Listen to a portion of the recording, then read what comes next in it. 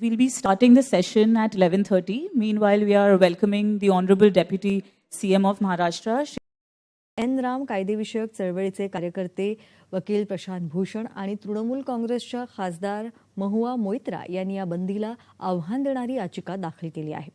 त्याची सुनावणी करताना न्यायालयानं सरकारला नोटीस जारी करून येत्या 3 आठवड्यात अहवाल सादर करण्याचे निर्देश दिले आहेत. इंडिया द मोदी क्वेश्चन या बीबीसीनं तयार केलेला माहितीपट यूट्यूबवरून तसंच याच्या लिंक्स ट्विटरवरून काढून टाकाव्यात असे निर्देश केंद्र सरकारनं गेल्या 21 तारखेला माहिती तंत्रज्ञान नियमाअंतर्गत असलेल्या आपत्कालीन तरतुदींचा वापर करून दिले होते.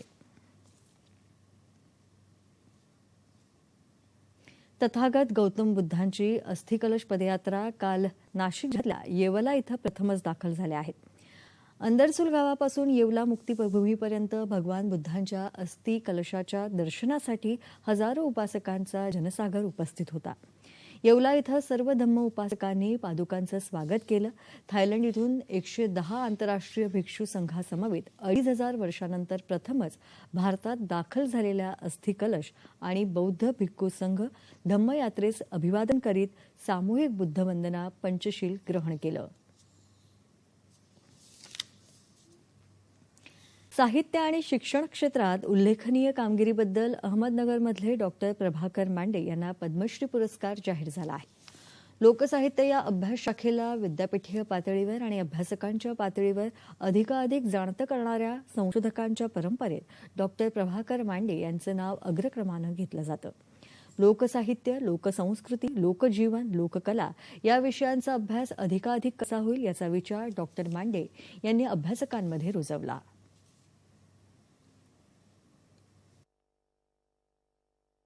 मी समाजाचा सतत अभ्यास करीत राहिलो. 1954 पासून भटका विमुक्तांचा विशेष अभ्यास केला. एक विलक्षण जग बघायला मिळालं आणि तेच मी मांडलं. समाधानाची गोष्ट अशी की जे काही काम केलेलं आहे ते समाजाला भावलं, शासनाचं शिक्कामोर्तब झालं आणि त्यांनी मला पुरस्कार दिला. त्याचा मला विशेष असा आनंद होतो आहे. आणि हा जो पुरस्कार मला मिळाला त्याच्यामुळंच मी डॉक्टर बाबासाहेब आंबेडकरांच्याच प्रेरणेने सुरुवात केलेली असल्यामुळं त्यांनाच अर्पण करतो आहे.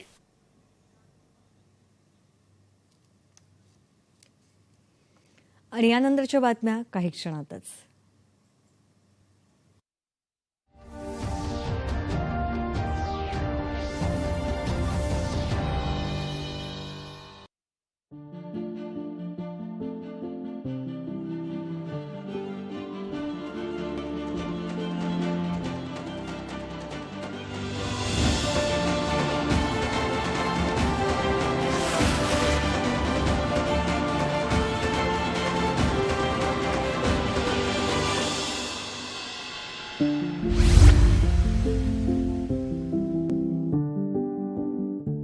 जाई काजळ प्रस्तुत मैत्र हे शब्द सुरांचे. रसिक हो, भारुडकार हमीद सय्यद आपल्या भेटीला येत आहेत. मैत्र हे शब्द सुरांचे या मालिकेत. आम्ही काय कुणाचे खातो तो राम आम्हाला देतो. आम्ही काय कुणाचे खातो तो राम आम्हाला देतो. आम्ही काय कुणाचे खातो तो राम आम्हाला देतो.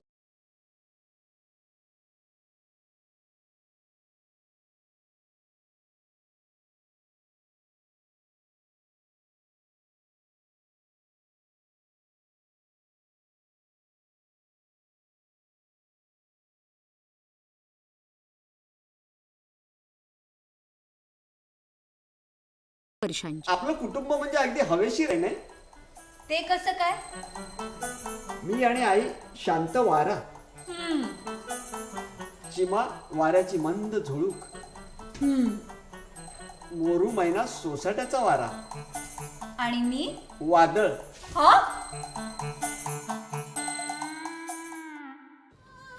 चिमणराव गुंड्या भाऊ दर सोमवारी सायंकाळी 7:30 आणि रात्री 10 वाजता. दर मंगळवारी सकाळी 10:30 वाजता आणि दुपारी 1:30 वाजता आणि दर रविवारी सायंकाळी 6 वाजता फक्त सह्याद्री वाहिनीवर. शिवाय या कार्यक्रमाचं थेट प्रसारण सह्याद्री वाहिनीच्या फेसबुक पेजवर आणि YouTube चॅनलवरही उपलब्ध.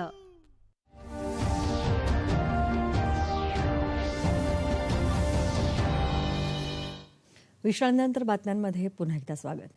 नवसाला पावणारी आणि लाखो भक्तांचं श्रद्धास्थान असलेल्या सिंधुदुर्ग जिल्ह्यातल्या आंगणेवाडी इथल्या भराडी देवीची जत्रा आज होत आहे. जत्रेनिमित्त संपूर्ण मंदिर सुशोभित करण्यात आलं असून नेत्रदीपक अशी रोषणाई देखील करण्यात आली आहे. भाविकांसाठी मंदिर प्रशासनानं 8 रांगांची व्यवस्था केली आहे. त्यामध्ये 1 रांग अपंगांसाठी राखून ठेवण्यात आली आहे. राज्य परिवहन महामंडळाच्या वतीनं बसेसची व्यवस्था केली असून पोलीस प्रशासनानं सर्वत्र चोख बंदोबस्त ठेवला आहे. संपूर्ण विदर्भात प्रसिद्ध असलेल्या चंद्रपूर जिल्ह्यातल्या चिमूरच्या घोडा यात्रेला वसंत पंचमीपासून मोठ्या उत्साहात सुरुवात झाली आहे. चिमूरचं ग्रामदैवत असलेल्या श्रीहरी बालाजींची लाकडी घोड्याच्या रथावरून काढण्यात येणारी भव्य मिरवणूक हे या यात्रेचं मुख्य आकर्षण. काल रात्री मोठ्या उत्साहात ही मिरवणूक यात्रा पार पडली. जगन्नाथपुरीप्रमाणे इथंही हातानं लाकडी रथ ओढण्याची प्रथा आहे. मध्यरात्री झालेल्या विशेष पूजेनंतर बालाजींच्या उत्सव मूर्तीला लाकडी रथावर विराजमान करण्यात आलं आणि त्यानंतर तिची पहाटे 5 पर्यंत शहरातून मिरवणूक काढण्यात आली. साधारण 350 वर्षांपूर्वी चिमूर गावातले भिकाजी पाटील डाहुले या स्थानिक व्यक्तीच्या घरी पाया खोदला जात असताना एक पुरातन बालाजी मूर्ती सापडली होती. मात्र या घोडा यात्रेला पेशव्यांच्या काळापासून खरी सुरुवात झाली.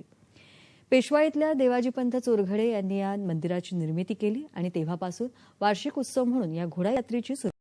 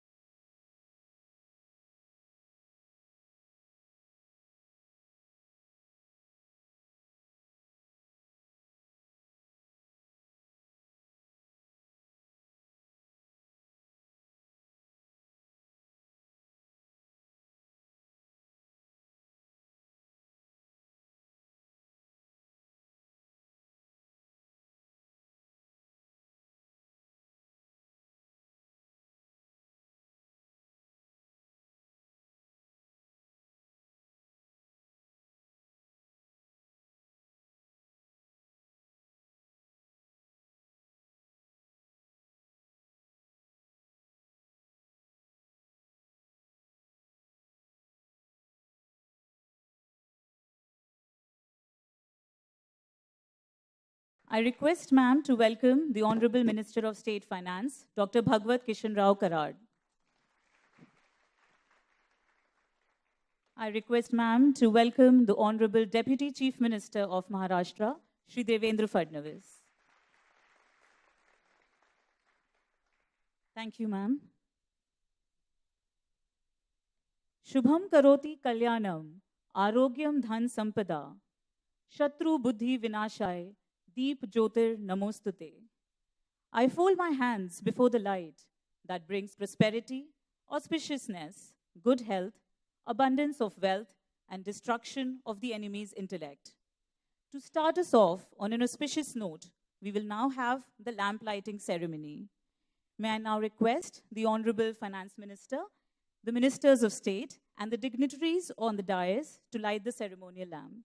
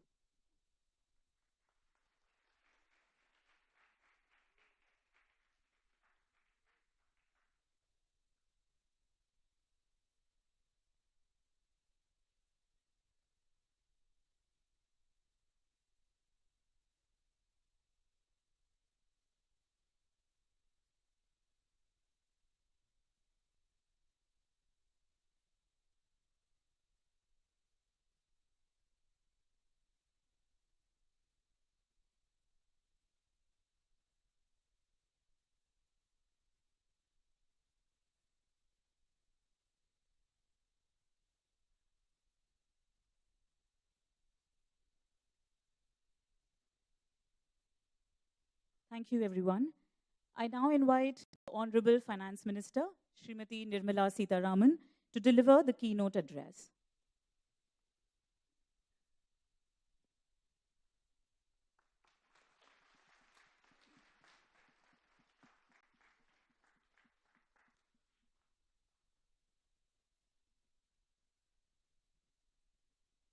Namaskar and good morning.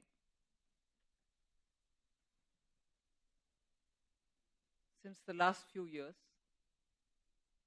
on the guidance of Honorable Prime Minister, we have set in motion a practice which didn't exist before. Budgets are placed in the Parliament, and post that, the Rashtrapati Bhashan is taken up for discussion, then there's a reply given by the Honorable Prime Minister. Post that, the budget speech is spoken upon by the members of opposition and also the treasury benches, for which a reply is formally given.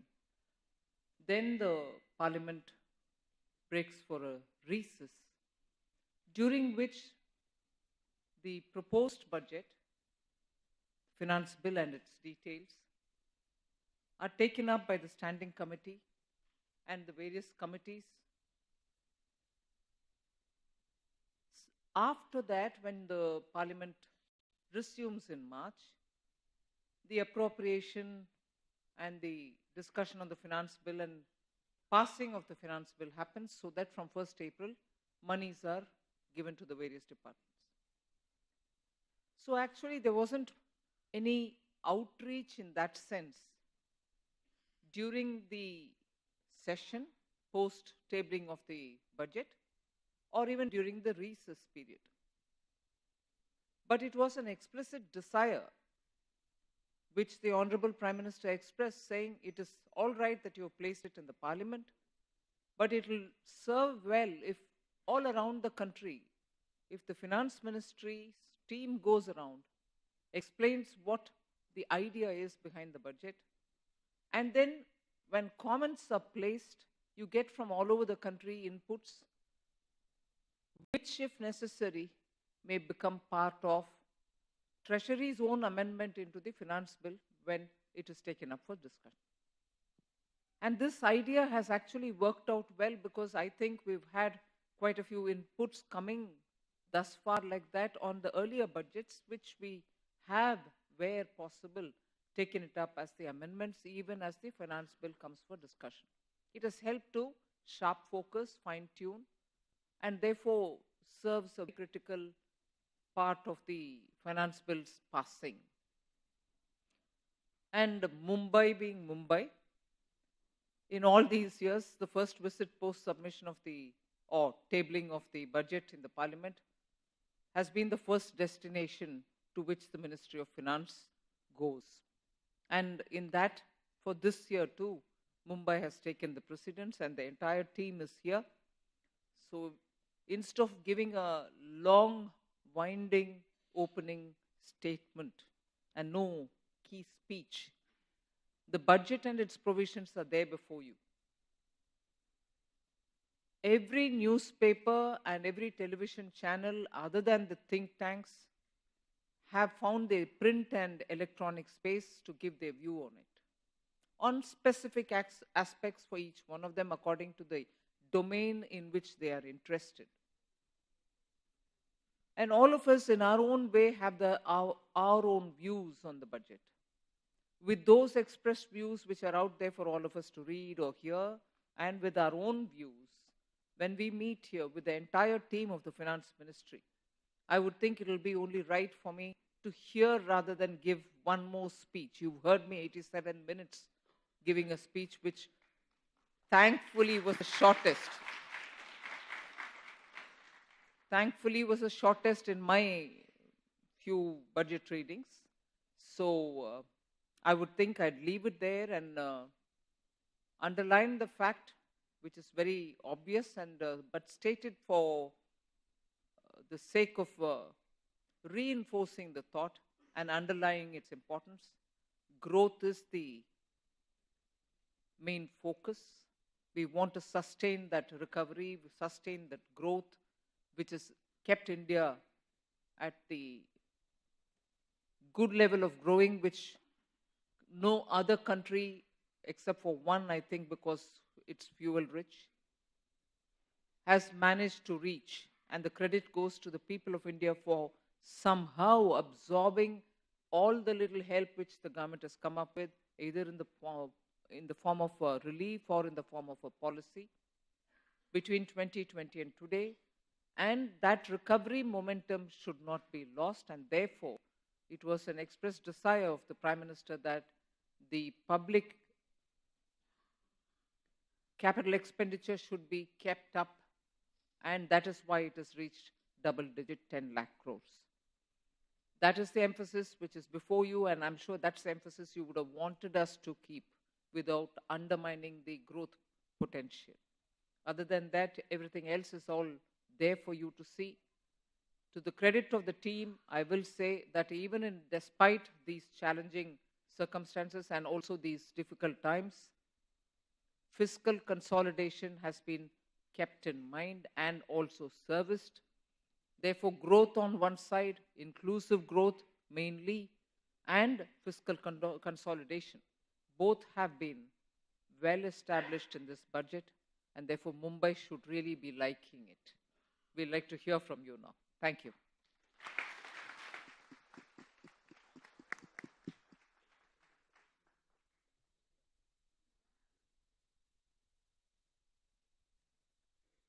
Thank you, Madam.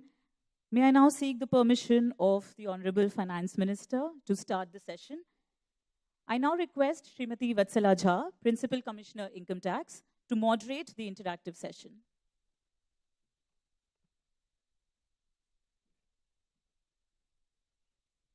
Thank you, Megha. Honorable Madam, Union Finance Minister, Honorable Ministers of State for Finance, Honorable Deputy Chief Minister of Maharashtra, respected dignitaries on the dais, our invitees present today are representatives of premier business associations, various trade bodies, chambers of commerce. We have representatives from banks, professionals. We also have eminent business leaders, entrepreneurs, representing diverse sections of society, including women, and also present are senior officers from both direct and indirect taxes. Before we commence the interactive session, I request a humble request to all the speakers to be brief in making their questions and observations so that we cover as much ground as possible in the time available. Also, a gentle request to avoid any repetitive questions. And another humble request is to keep the questions restricted to the announcements made in the annual budget 2023. Madam, I seek your permission to begin the interactive session. May I invite our first speaker, Mr. A. Balasubramanian from Association of Mutual Funds in India.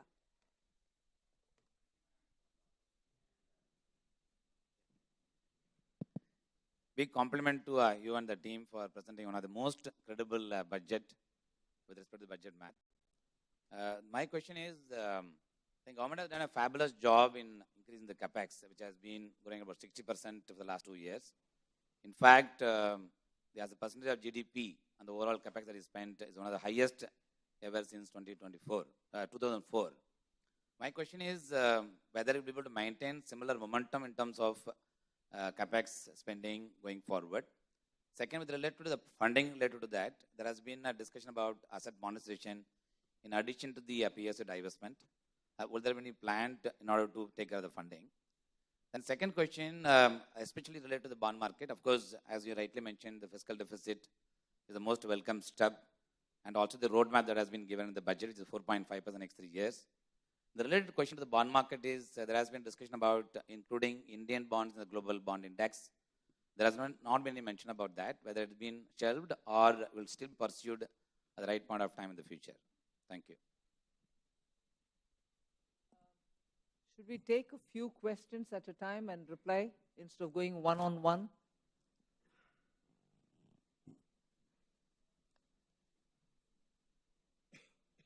The next question is from Mr. Nilesh Shah, Group President and MD of Kotak Mahindra AMC, representing Bombay Chamber of Commerce and Industry. Good morning, ma'am. Thank you for a growth multiplier budget with fiscal consolidation as well as consumption boost.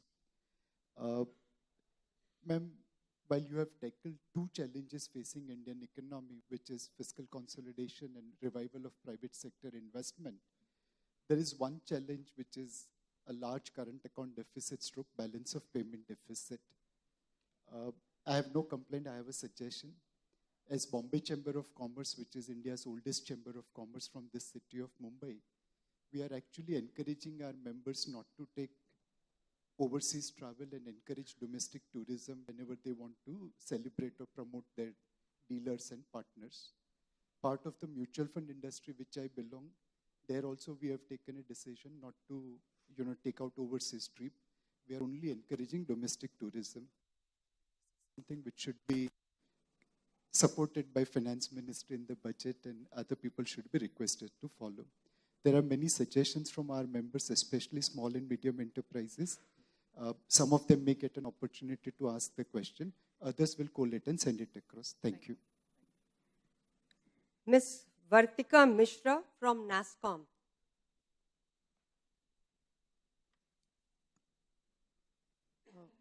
First of all, thank you, ma'am, for giving us this opportunity of having this interactive session on behalf of NASSCOM and all the industry members. I would also like to congratulate that the budget has recognized that India is a technology-driven and a knowledge-based economy. So we and the industry are with the government on that. Ma'am, we were very happy to see that the Economic Survey 2023 recognized that there is a phenomena of flipping and reverse flipping of startups. It also recognized that there's a requirement for a collective effort from the government, the regulatory bodies, and all stakeholders to actually reverse the flip. But we did not see any announcement in the budget, so we just wanted to know, is there a thought process around it within the government, and are we looking towards enabling tax and regulatory environment for the startups? Also a related question, the economic survey also talked about the simplification of the ESOP deferment process and the IMB certification. So again, if there's any thought process that is there within the government, we would really like to know about that. Thank you. Sanjay, do you want to start? Or Ajay, do you have anything to say? Then I'll go over to Finance Secretary. Sanjay to start or Ajay to start?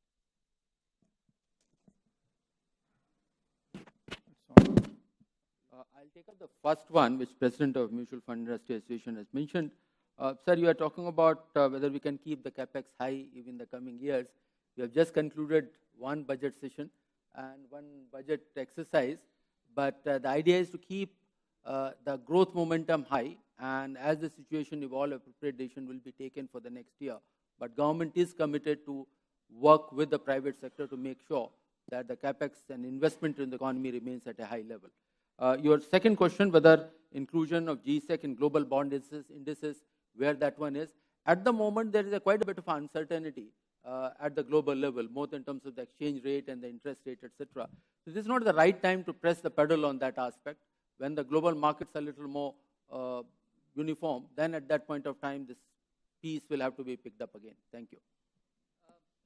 Before I ask Sanjay, I'd like Mr. Balasubramaniam also to send me one note, if not wanting to elaborate on it now. What is the kind of talk which is going on in your community about investment in private domain? What are the private investors thinking about doing? What are the industry capacity expansion plans? How are those happening? What is it that you're reading? We'd like to hear from you. Sure. Because not just increasing, but increasing substantially is the government's approach towards public infrastructure building. CapEx numbers are reflective of that, 5.5, 7.5, 10 now. So I'd like to hear through you. You can always contact me, send me the notes if you can, as to what is running in the minds of the private sector and their investment plans. Sure, ma'am. I think we'll send you a comprehensive note on this. Thank you. Sanjay? Ma'am, let me try to attempt the last question related to startups. So you would have seen in the budget that we have done at least a couple of things. One being the extension in the incorporation date from 31/3/2023 for startups to get the various tax benefits. As regards the certification process, let me assure you for ESOPs, I mean, there was a request even during the pre-budget consultations to simplify it, and we have had a word with Secretary DPIIT, who's very aware of this issue, and he has already increased the number of panels which do this certification by 10 times. So he has now, ma'am, expanded it to 10.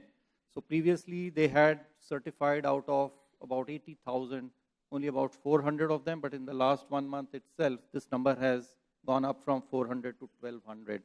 So the capacity has been made, 10 times. So I think this issue of certification should also be, of startups should also be very quickly resolved. Thank you. I would just like to supplement one of the points made by Mr. Ajay Seth on bond index inclusion, and also one comment on the startups and the flipping, etc.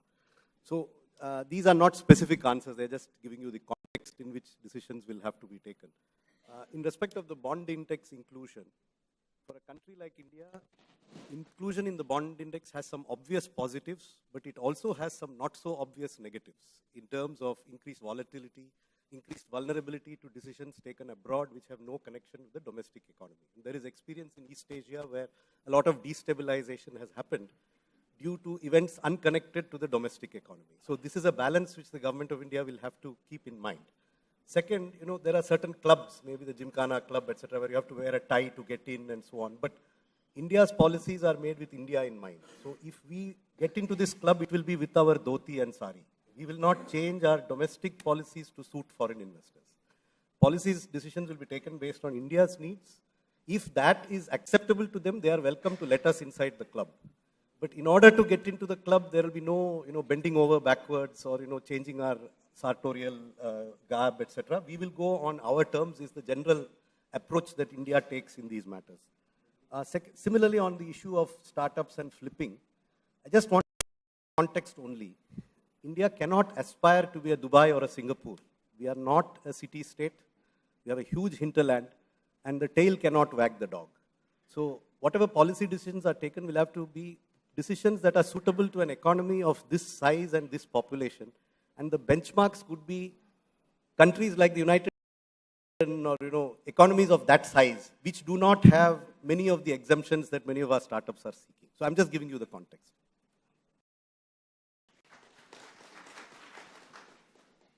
May I now invite Mr. Bimal Kothari, Chairman of India Pulses and Grains Association.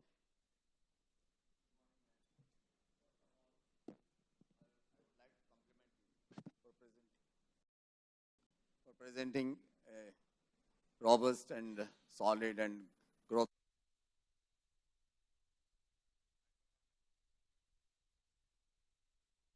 Present the pulses and grain sector, which includes the millets also. The expression Sri Anna for the millets is really evocative. To make India a global hub for Sri Anna, the Indian Institute of Millets Research, Hyderabad,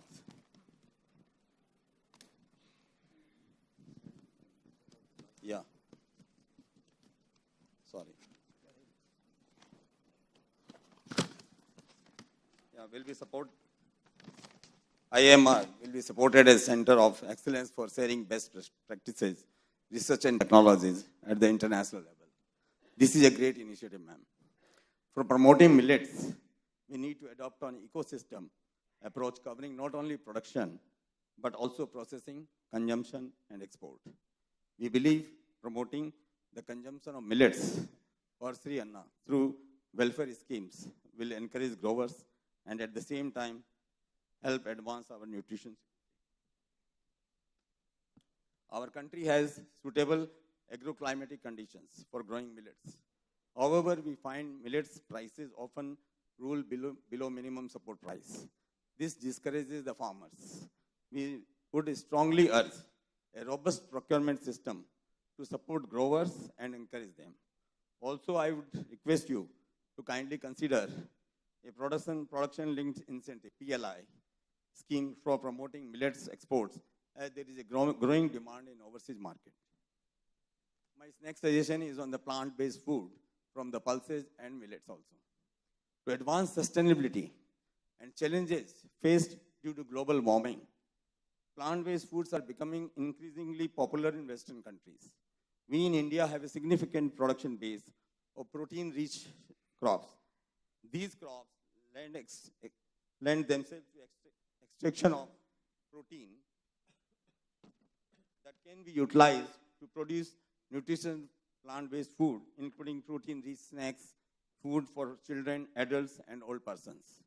Plant-based foods can be distributed through welfare schemes such as midday meal scheme, ICDS, and so on.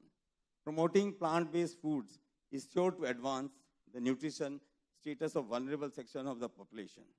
A big policy impetus is required for this sunrise industry. Last point, ma'am, is on the fund for dal modernization.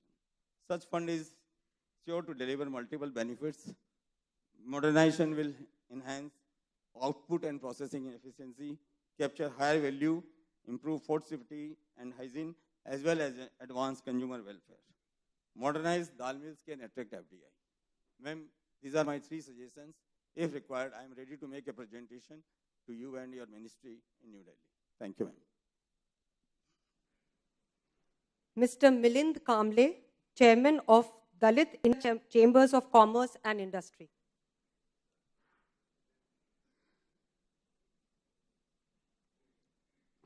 Thank you, madam. while presenting the budget, you mentioned the vision, it's a vision of the government for Amrit Kal, is an empowered and inclusive economy.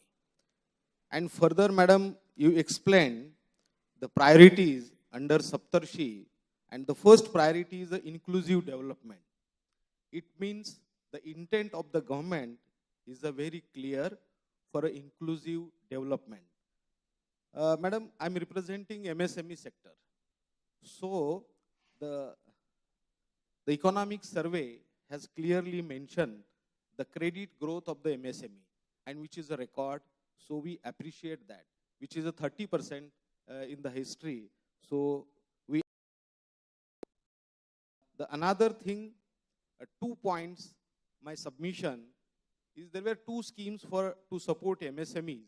One for credit-linked capital subsidy for the technology upgradation, and another is a 2% subvention. These 2 schemes were the very great support for the MSMEs, but due to 2 years, they are under revision. So my request to the government, please roll out to these schemes, so which will help to the MSME sector. And another for Stand Up India, Madam Deputy CM and Finance Minister of our state is here. When he was the Chief Minister, he created a support for the Stand Up India. That scheme envisages that state government should create one conversion support for a 15% support, and which is the upfront subsidy the state government which is created. So my request is, your good office is to give the guidelines to all state governments to create a support system for the Stand Up India like the government of Maharashtra. Thank you, madam. Mr. K. Nandakumar from Confederation of Indian Industry. Good morning, ma'am. It's a very wonderful budget, especially supporting MSMEs. I'm also speaking on MSMEs. The budget specifically dealt regarding contract failure clause. That is, 95% of the amount deducted or not paid for because of any contract failure, delay in deliveries, etc. And it was specifically only for COVID period. My request, ma'am, is just when the 3 phases of COVID is coming down, the Ukraine-Russian war created a lot of havoc with the supply chain, global supply chain. And that has created much more problem for the MSMEs. My suggestion is to include this period of Ukraine also into this COVID and enhance up to 30th April or 31st March 2023. Thank you. Our next speaker is Mr. Rashesh Doshi from the Federation of Association of Maharashtra.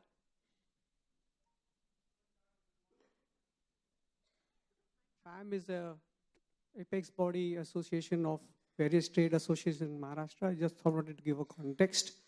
The mood is upbeat downstream among the traders, and they are all confident that the synergies and the benefits which will accrue from the wonderful budget you have announced will accrue to them, and they will be more prosperous coming out of the pandemic. Some small requests, madam, for the small and the medium traders. Our government has always looked after the interest of the small and the marginal, whether it's the farmers, whether the traders, MSMEs. So if the income tax can be reduced for those people with a threshold of 1 crore PBT, similar to that which we did for corporate tax, we agree that the tax, post-tax, the partners are not taxed. This will leave them some headroom to reinvest back into the business for the working capital as well as for digitization. And never before has our trader community been more aligned to the formal system as it is today. Thanks to GST and so many other initiatives, there is total confidence among trader fraternity in our Modi Sarkar. Another thing, madam, congratulations to our income tax department for expediting and processing the returns from an average of 93 days in 2013-14 to 16 days at present, with a commitment to do it even faster. And believe 45% of those returns were processed within 24 hours. Commend that, ma'am. Just one request is, there are some old cases pending at circles, And if there is a timeline, given for a closure for that, it would be nice. It will relieve the small trader who depends on the consultant, and also it will free his mind to concentrate on his work. That's a request if there's a timeline. These are a few big things. I also take this opportunity to thank our Modi Sarkar for recognizing traders as an important cog in the wheel of our ecosystem and presenting us various opportunities to present our case. We have always been well received. This government is inclusive and responsive. We remember in 2014, Devendra ji helped us in the LBT thing. Thank you, sir. And of course, since then, we don't have the burden of octroi. And thanks again to the Modi Sarkar. And more recently, when the GST was rolled in, Maharashtra traders have extended fully. We met Jetli ji at that time. And Mangal ji is here. He has always been interacting with our traders. So we thank Modi Sarkar for the recognition to the traders. Namaskar and thank you. Vande Bharat. Next speaker is Mr. Surendra Mehta, National Secretary of Indian Bullion Jewelers Association. First of all, congratulations, madam, and thank you for giving us the robust and growth-oriented budget. My question is in respect of electronic gold receipt. First, thank you for giving a clarity on capital gains in respect of conversion of physical gold into the electronic gold receipt. But however, when the physical gold gets converted into an electronic gold receipt by a GST registered dealer, the procedure for credit of GST has not been announced yet. And this has led to non-starter of domestic spot exchange, which was also announced in your budget. Thank you. Sanjay, anything that you want to say on this specific thing?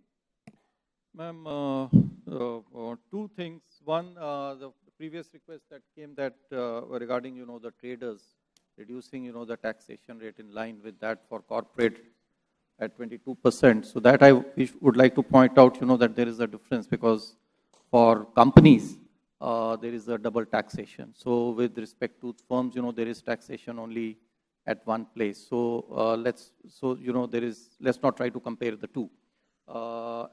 Nevertheless, we have in this budget, the FM has announced that the limit for presumptive taxation for small enterprises, including traders, will increase, from 2 crore to 3 crore. So that is an additional benefit that will be given. Litigation, there are a number of the government and the Honorable Finance Minister herself personally is aware, of the pendency, large pendency of cases. Number of steps have been announced in the budget and we'll continue to work. The chairman CBDT only yesterday has announced that he will be taking measures for cases relating to TDS pending in, the commissioner appeal level relating to TDS defaults. So that is another thing which we are doing, and we'll come up with other measures so that we are able to reduce the pendency. GST thing, credit for GST on conversion gold to certificate. That part is also, we are aware of that, and we will be taking action to smoothen the process. Thank you. I'd like to draw attention of Mr. Milind Kamble. He raised some important issues about MSMEs. Sir, I would like to bring to your notice a very important announcement. Implementation with a firm commitment to start the implementation from 1st April into the Guarantee Trust Fund. That will lead to an additional credit potential of about 2 lakh crore. Currently, the credit for MSMEs is of the order of about 1.7 lakh crore. That more than doubling that the potential is a huge credit can go. Along with that, the guarantee fee which was being loaded onto the MSMEs, the trust will pick up that burden. As a result, the effective interest rate can go down by almost a percentage point. So these will be a two major impact for availability of the credit. Thank you very much. Anantanageshwaran, economic survey has been referred to by at least 2 or 3 of them. Anything for you to add? Ma'am, specifically on the MSME, I think one of the things the budget has, which is probably not well appreciated, is the suppliers would have to receive payments before buyers can actually claim tax deduction against that expenditure that they owe to the MSME suppliers. I think this is a very transformative step that has been taken. Because the MS and the survey also points out that the health of the MSME sectors during the pandemic years and further have actually held up, thankfully, far better than we would have feared at the beginning of the pandemic, which is evident in the amount of GST that new MSME tax assessees are paying. In fact, if you look at the GST data, 20% of the new GST taxpayers, 20% of them are roughly new assessees. The average GST they pay is around 1.1 lakh of rupees per annum, whereas the migrated taxpayers into GST from the old system, they pay on average 4 lakhs per annum in terms of GST taxes. So it shows very clearly that the bulk of the new taxpayers in the GST system are micro and small enterprises. So in that sense, the formalization of the micro small enterprises, which gives them market access as well as financial inclusion, has been happening quite well and quite briskly in the last few years. I just wanted to highlight these points. Thank you, ma'am. I wanted to ask a question of Mr. Nandakumar. Mr. Nandakumar had suggested that the date should go beyond the base itself. Yeah. You had mentioned that it should cover the Ukraine war period as well. But do you have any specific justification for why supply would have been disrupted by the Ukraine war, as opposed to the lockdowns and the other physical disruptions which happened in COVID, number one? Number two, obviously, if it's extended to a date beyond the budget, you will actually give an incentive to people to default prospectively, knowing that the default will be forgiven. So that is obviously not correct. But even in retrospect, why would Ukraine war have an effect on MSME?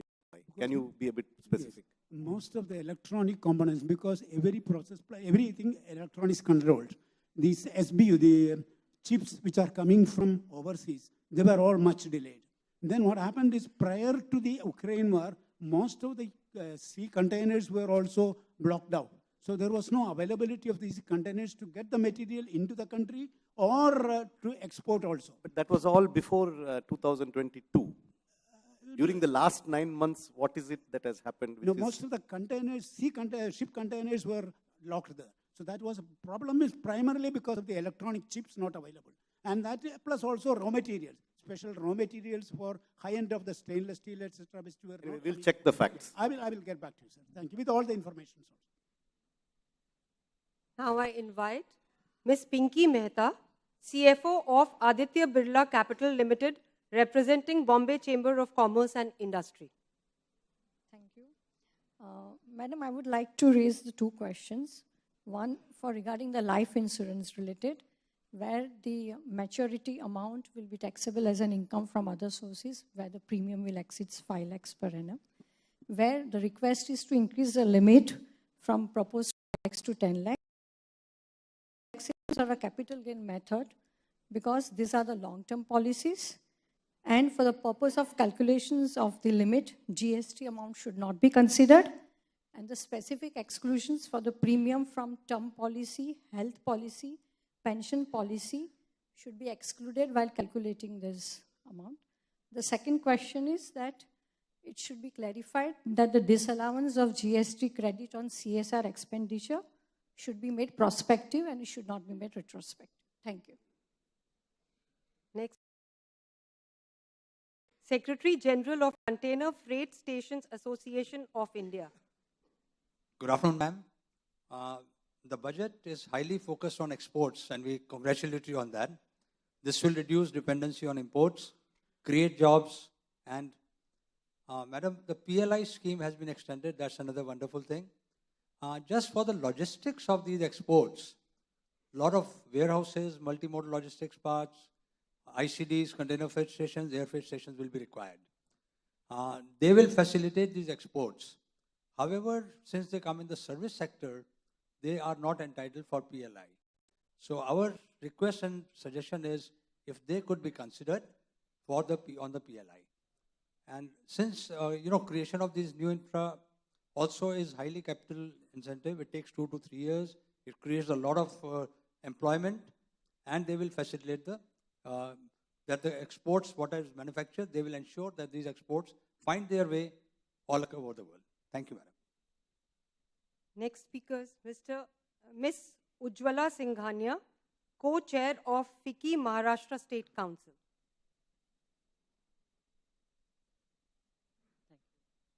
A very good afternoon, Honorable Minister. I today speak on behalf of women. I'm also the immediate past president of FICCI Ladies Organization. Thank you for the progressive budget. And it was a very welcome announcement of the new savings scheme, Mahila Sangam, Samman Savings Certificate for Women. I would also like to suggest there is a lot more that one can do for women. And it was a great move last year for women reservation in boards, defense, politics.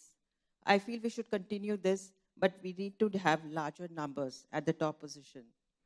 For the mid-level, I think the ease of doing businesses, whether it's a small scale or a startup, by giving them more incentives, setting up industrial parks in all different states is very important, which is totally owned by women. Financial aids, etc.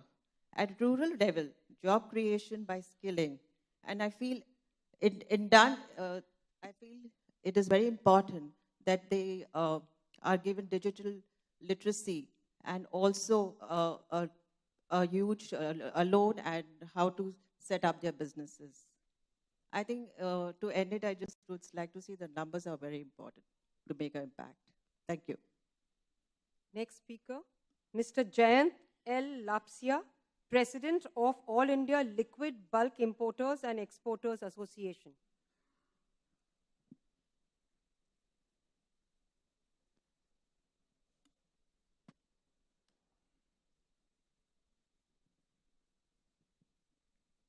Namaskaram, madam. To compliment you on the budget is an understatement, because from the day you presented the first budget 5 years back, it has been a rollicking budget all along, and there has been a consistency in growth. So I'm not going to talk on figures. I represent the liquid bulk sector, which contributes significantly to the customs revenue in the country. One of the significant highlights of this budget, as Mahaperival said, Devatin Korul, besides the figures of fiscal deficit and other things, and various path-breaking initiatives we had introduced, madam, it was music to our ears when you said, Vivad se Samadhan tak. This was only introduced recently in Mumbai Customs by the Principal Commissioner, Sri Agarwal. That was Samad se Samadhan tak. But we were delighted when you spoke of Vivad se Samadhan tak. And our humble request would be to just ensure that it reaches even the investigative departments so that the litigation comes down and the business, ease of doing business, and also transparency in the governance takes good position and place, and the trade has good confidence in the government.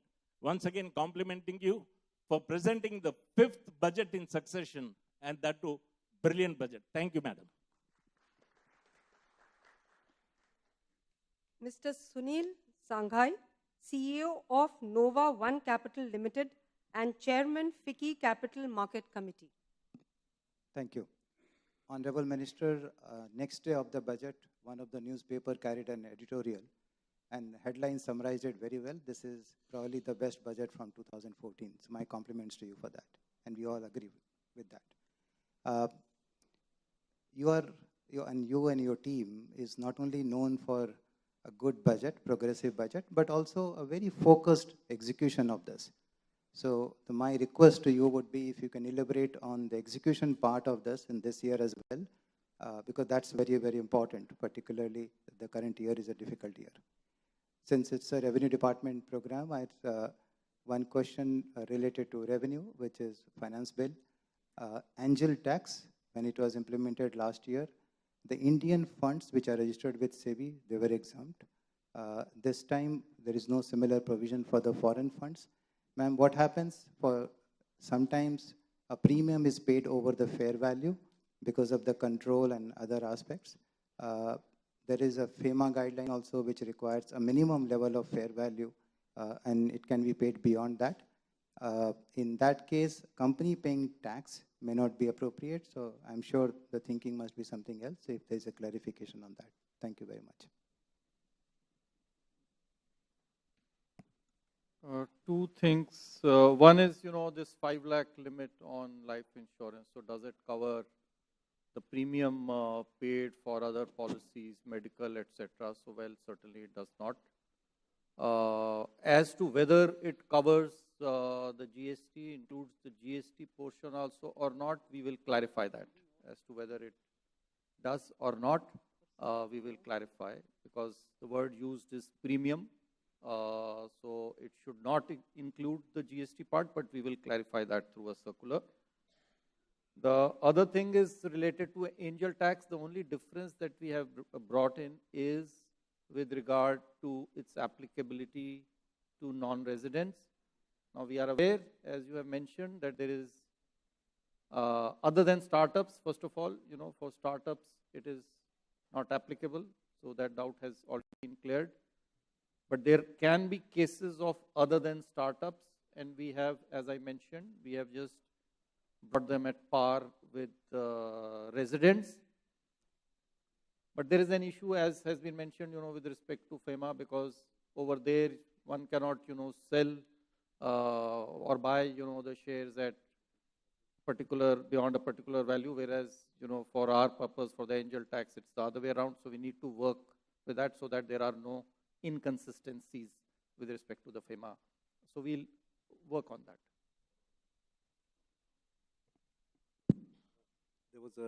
There was a question on the execution of the budget. So I'll just make 2 points. One, some of them relate to policy aspects such as regulatory reviews and many other aspects. They will obviously take the time which they have to take, but they will be initiated very soon. As regards the specific actions which are to be taken by the government, action is already underway.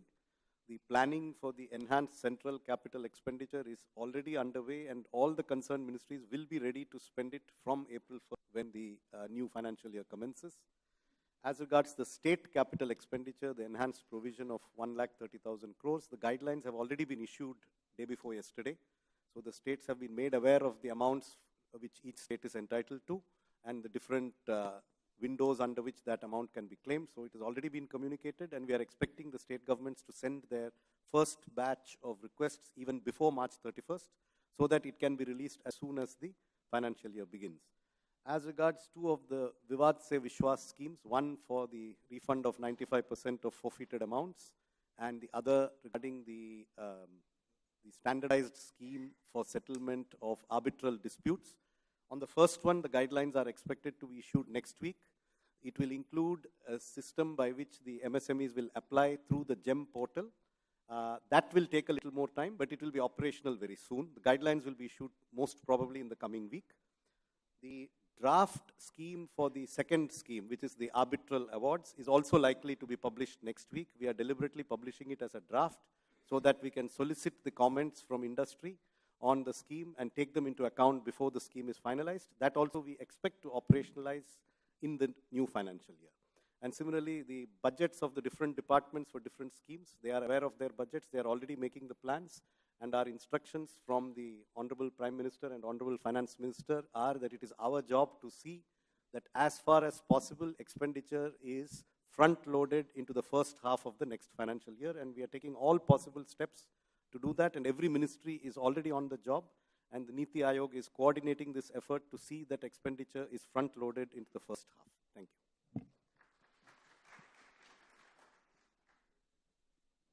you. Mr. Gumanmal Jain, CFO of Hexagon Nutrition, representing ASSOCHAM. First of all, I would like to congratulate to the government for the holistic budget covering all the societies and industry of the India, and looking to for the 2030 growth story of the India. One sector, the PM Modi last year announced that we will try to recover try to rise fortification, and the nutraceutical industry is not covered in the budget. So some PLI or some product link incentive or some capex incentive should be announced to the in the budget so that the nutraceutical industry can encourage the industry and recover the malnourishment in the children up to 20 years. And the second is the 80C is not covered in the new tax regime, so most of the people, especially lower middle class, will not encouraged to invest in the LIC or etc. So fund may be shortage, or government may not receive the funds for the low cost funds from the middle class. So how it may cost increase to the government. Thank you. Next speaker is Mr. Sudhir Kapadia. Ma'am, 1 minute. Yes. So just a response to this, I would like to make one clarification here. Actually, the small savings schemes which are meant for the middle class, such as the senior citizen savings scheme, the MIS, these are not low-cost funds to the government. They're actually high-cost funds for the government. Actually, the rate of interest the government pays on small savings is somewhere between 0.5% and 1% higher than our cost of market borrowing in the markets. The government is consciously giving this rate of interest to benefit those sections of society. So it is not from the cost angle that, so I'm just making that one submission to you. Second, as regards the incentive for different kinds of savings, at present it's a very complex system. You get so much for this, so much for that. The approach as outlined by the finance minister in one of her discussions recently is that we are going to leave this to the citizen to choose which savings instrument is optimal for the citizen. And there is absolutely no disincentive to anyone to save. And this is not expected to have any adverse effect on savings. It is not as though people save only because there is a tax benefit. In many cases, they take the benefit because there is already a saving. It can be both ways. So this is a neutral effect as far as we have assessed it. Now next, Mr. Sudhir Kapadia from Bombay Chamber of Commerce and Industry. Thank you, ma'am. This is a specific question on Section 9, capital A. It has been brought in the statute book since 2015, but hasn't found many takers in terms of finding a way to bring offshore management of funds into India. This will directly benefit the city as well, but also the country. Our estimate is we will get about $1 billion on a yearly basis of income if these funds which invest in India are brought to be managed from Indian shores. There are 17 conditions which have been prescribed. 3 or 4 of them are absolutely impractical. And the suggestion was that if we can relook at those, it will really unleash this opportunity for the country. Thank you. Next speaker, Mr. Shikhar Chand Jain, President of Hindustan Chamber of Commerce. नमस्कार ma'am.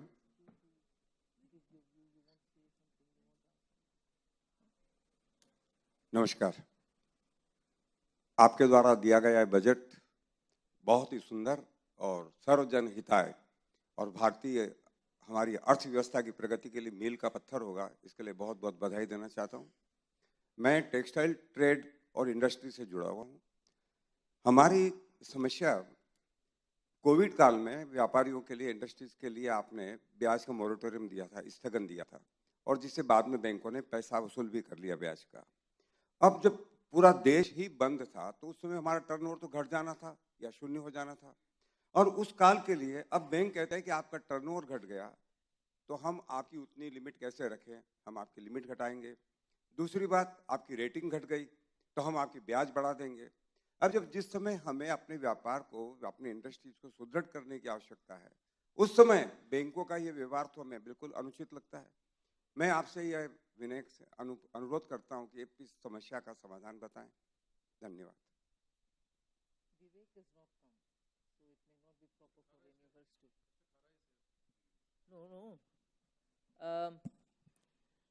बैंकों के functioning के ऊपर आपके comment है।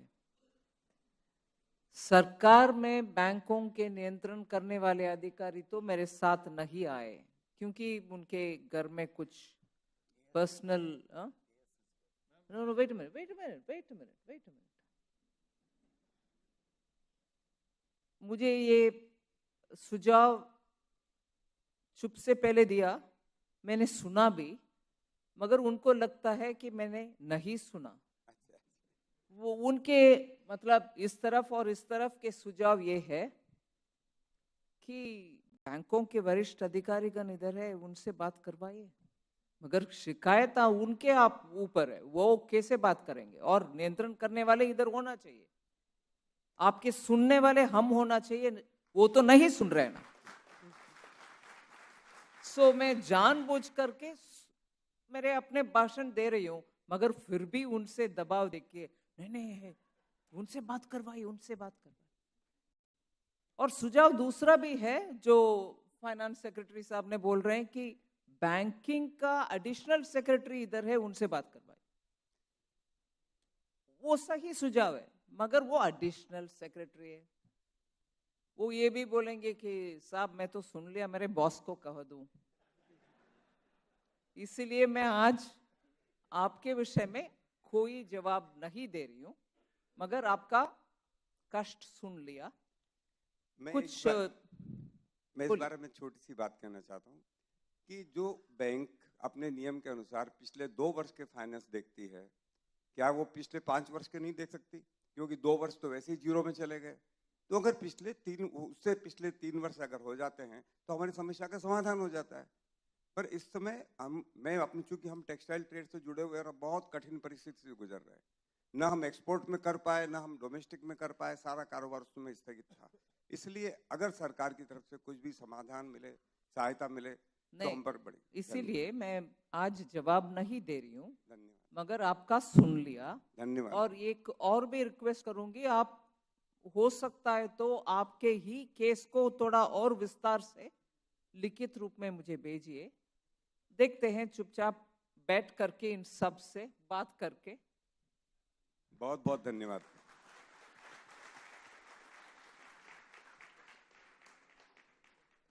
I now invite Mr. Samir Soumya, INC Chamber of Commerce. Good morning, ma'am. I'm speaking on behalf of Ms. Anand Singhania, who is the president and who was for a medical emergency. He couldn't come this morning. Ma'am, I want to compliment you on a fantastic budget. Ma'am, it was inclusive, comprehensive, and green, moving towards sustainability.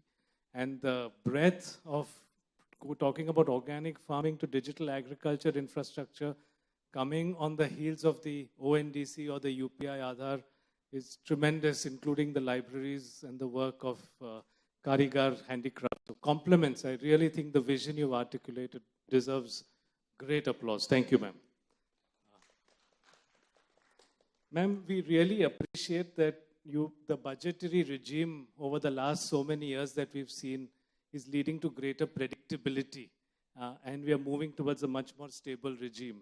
Our requests or suggestions are, just like you have mentioned to him right now, if we have some comments or views on the amendments for the direct tax amendments that you have made, is there a way in which we could have a platform like you're doing today where we could address them so that there is a better way to communicate if we have some detailed suggestions? Is there a what? No, when you're making amendments in the direct tax regime or the indirect tax regime, a way in which we could, right now you're putting them with the finance bill.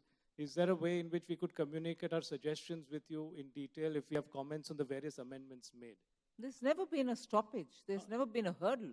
You're welcome to do it. Okay, so then... Then and now and in the future. Okay. Just feel free to write. Okay. Thank you, ma'am. Next speaker, Mr. Khalid Khan, Vice President of Federation of Indian Export Organizations. Thank you for giving me this opportunity, ma'am. As the apex body of exports from India, we would like to congratulate you on this path-breaking budget, which not only gives a fillip to the domestic market, but also has an eye on the international arena. Ma'am, we have a couple of suggestions to make in this budget. First of all, it's drawing a roadmap for developing an Indian shipping line for global repute. Madam, exporters have done reasonably well despite the headwinds in global year with exports between 440 to 450 billion. In the 2021, India remitted US dollars 84 billion as transport freight charges to foreign shipping companies. As the import moves towards $1 trillion exports, the freight charges will go up to US dollars 125 to 150 billion. Since Shipping Corporation of India is being disinvested, we request you to encourage to develop an Indian shipping line for getting a share of about 25% of this business in the next 3 to 5 years. Little tweaking in tax rates will encourage ships to be registered in India and the Indian shipping lines. I will request you to kindly look into this issue to make it India Atmanirbhar in shipping sector. Ma'am, our second point is increase in subventions for MSMEs. The budget has increased the outlay of interest equalization scheme by 23%. Since the global trade is slowing down, there is a scope to provide deeper subvention under the scheme to make our exports further competitive. Just hold on there. I'm not against giving subsidies, but I also want you to tell me something which I'm not an exporter, I want to understand. So the question might sound a bit, oh my God, this woman doesn't even understand this much. I'm purposely asking you, I don't understand. I want you to tell me. Yes, ma'am. If the intention is to promote greater exports, in a normal circumstance, give incentive, give more incentive, give more and more incentive, makes sense. From your side, that is. Yes, ma'am. But now when it is globally recognized that there is a recession in those geographical jurisdictions which normally are our markets, from where emanates the demand for India's goods. How do you subsidize here for an absence of demand there? The absence of demand is not on the price element. There's just no demand. And there's no demand not within India. There's no demand for your goods outside. So how do I incentivize here by giving more and more subsidy? Are you going to sell it for free? No. So tell me what is in your mind when you tell me, in order to promote exports, support us. Yes, we want to support you, but there's no demand there. And there are no more newer markets which are not affected by recession. Please explain this to me a bit. Yes, ma'am. Ma'am, we are looking at only the traditional markets. That's US and Europe. Probably the demand is not in those countries. That's what we are also sensing, because our European buyers have stopped the consignment in India for whatever they had ordered to us, because they don't have place to even keep their inventories. But ma'am, we are not looking at the markets such as Africa, CIS, and the Southeast Asia, where the demand still exists. In fact, the rupee payment mechanism that the government of India is running, we should focus on those countries, because those countries have foreign exchange problem. Wasn't the Federation of Indian Export Organizations? Sorry, ma'am? Don't you represent the FIEO? Yes, ma'am. Wasn't the FIEO tracking the newer markets of Africa, Latin America, and X and Y and so on, even the last 10 years? Wouldn't you tell me, therefore, what's been your experience? Why are you not able to track them? Leave aside now, even earlier. I know some parts of Africa, there is a problem about foreign exchange. They don't have global currencies any longer, so they're not able to pay, and we have a different problem of sorts. Our lines of credit are also not taking off. But tell me, these are not markets which you didn't access earlier. We have been doing that, ma'am. Yes. So, but let me understand this. Yes, ma'am. But the important markets that the exporters were focusing, as I told you, is the traditional baskets of US and Europe. Those markets have been facilitated, ma'am, but a lot of support still needs to come from the Commerce Ministry to us. And we are sure we will do that, sir. From Government of India to us? Yes, ma'am. Okay. Thank you, ma'am. Our next speaker, Mr. Anant Goenka.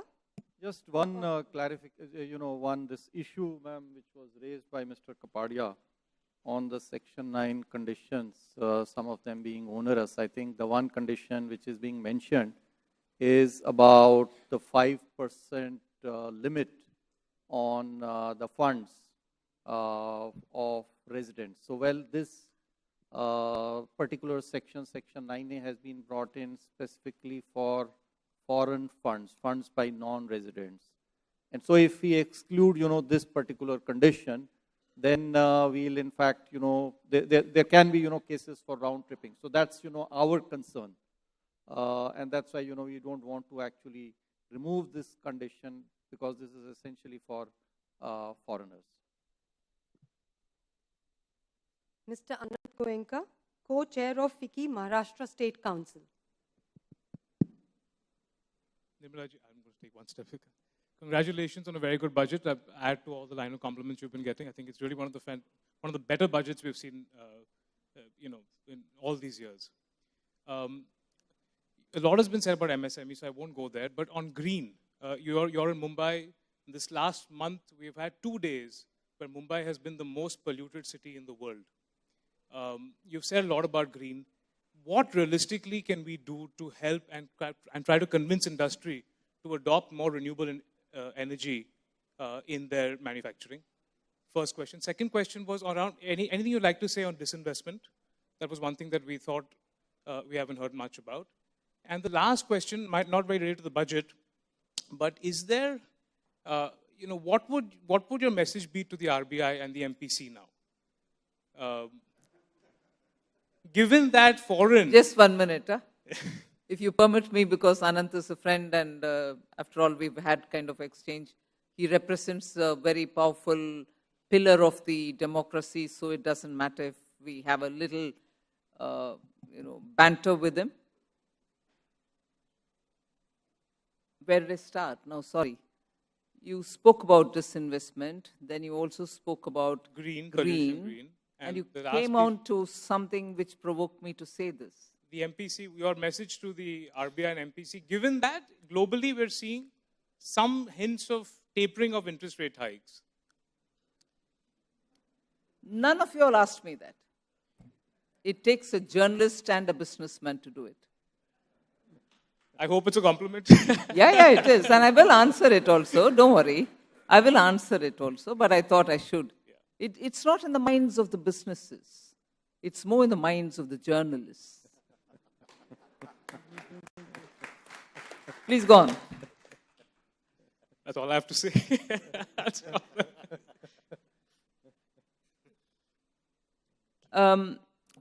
The concern that you've expressed about green, I fully appreciate it.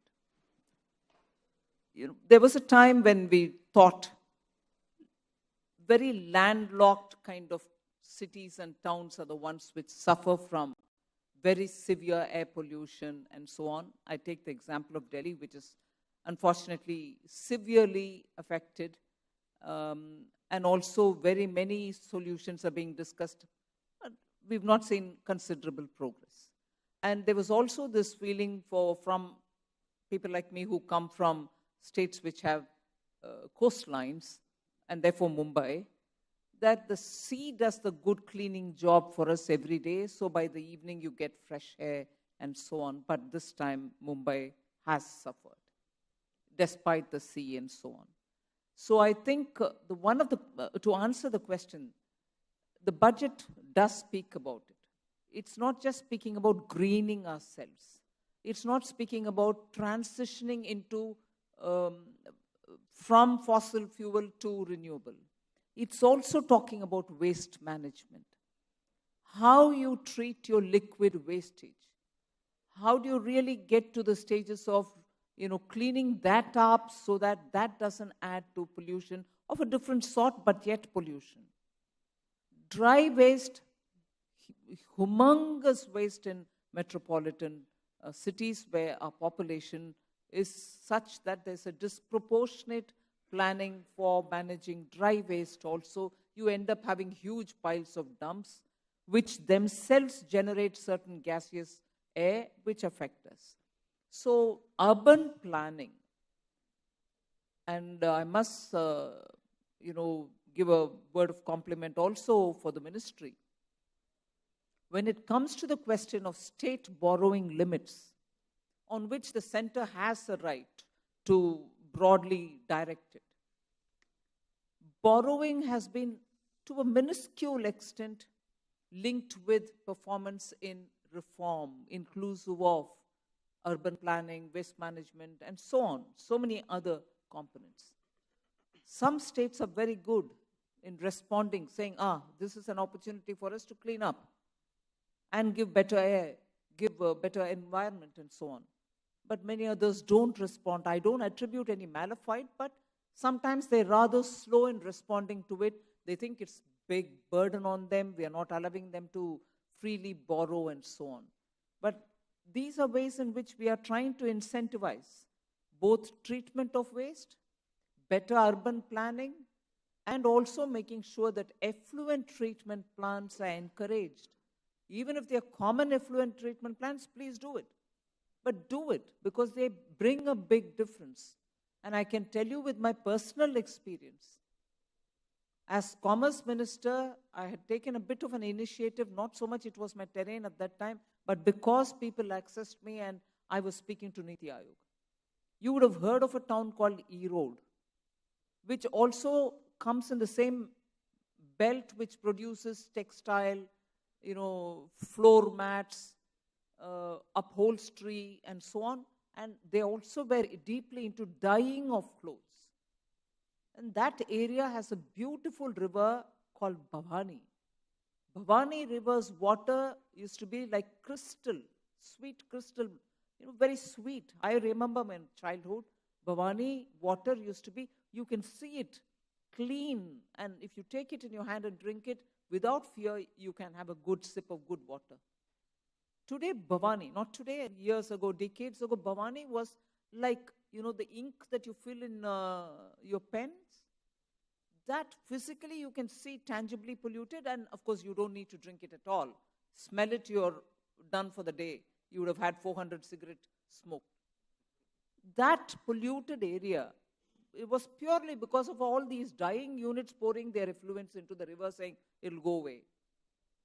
But I was happy the industries there together came up and said, we want to have a updated, they had some effluent treatment plants, but they came together, and luckily at that time we were very quickly able to ramp up some funds and give them something like 250 crores or something. Don't pin me down on this number, but approximately something of that kind. Today I'm glad to say the same industry set of cluster people come and telling me, water relief. It supplies usable water to their households after this. And completely the third level of recycled water is what actually goes very far away somewhere to be disposed of. The city feels very happy because it now has more water for gardening, cleaning, and other things without the river being affected so badly. And the river has actually revived itself post this. There are so many things which you can come up with solutions. The formulations and policies exist. The moment you come together and say, look, we think this will make a difference, we are here to come and help you.